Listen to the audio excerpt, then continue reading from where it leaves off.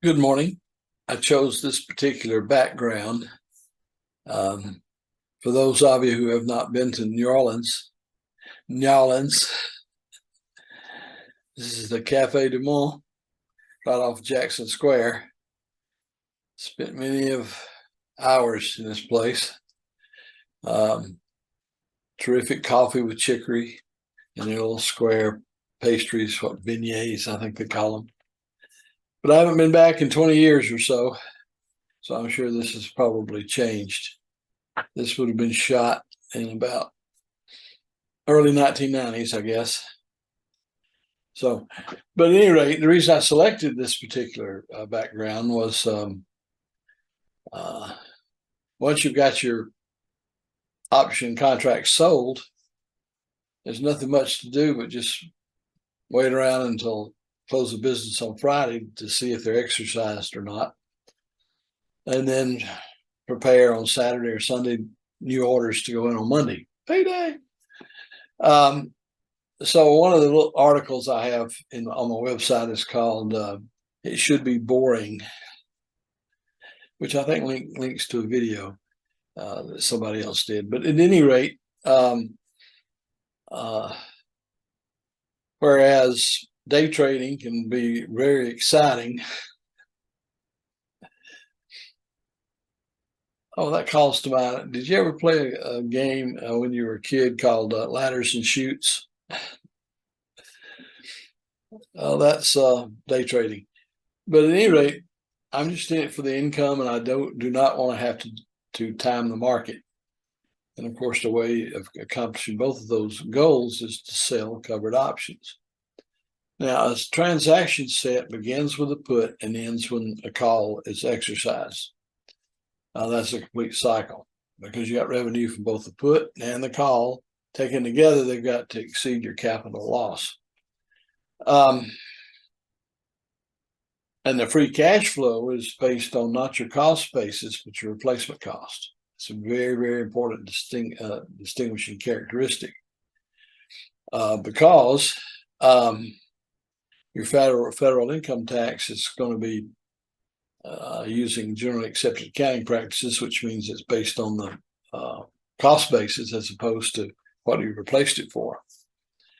To some degree, I'm not going to get into the 30-day wash rule, but at any rate, the income that I report as taxable income is always less than the free cash flow.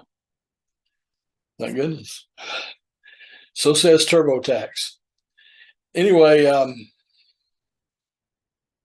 was during in the early days back in 68, 69, I was stationed at Keesler Air Force Base in Biloxi, Mississippi, which was a 90-mile motorcycle ride down. I forgot which the highway number was. Anyway, this was before I-10 was built, and it was a very flat two-lane road most of the way, very dangerous.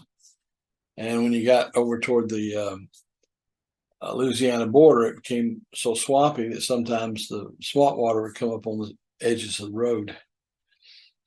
Got a lot of stories I could tell about that trip. But every weekend that I could get leave, I would go to New Orleans.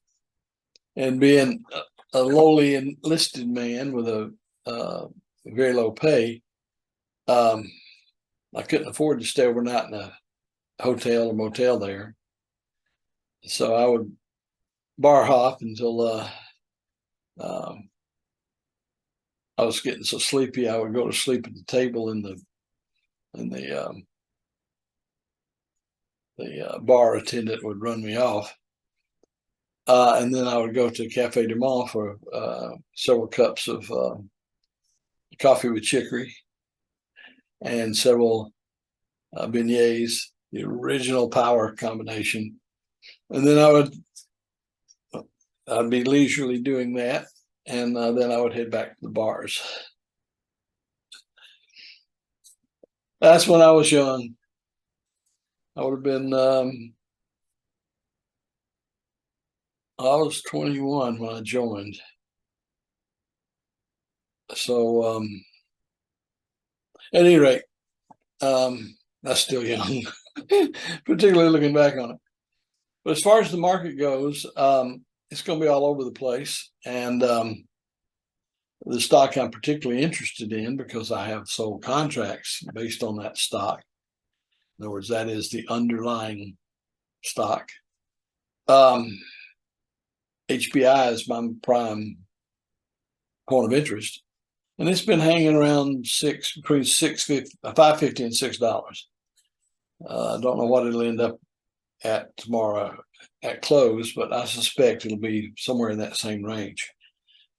I'd be better off if it was close to 550 or 549, but it's not likely. That the price of the stock is getting down to the liquidation value of the company. So, as I've stated many times, my biggest concern now is they're going to become a takeover target, because it's going to be a heck of a buy for somebody to come in and swoop up an established brand like HanesBrands.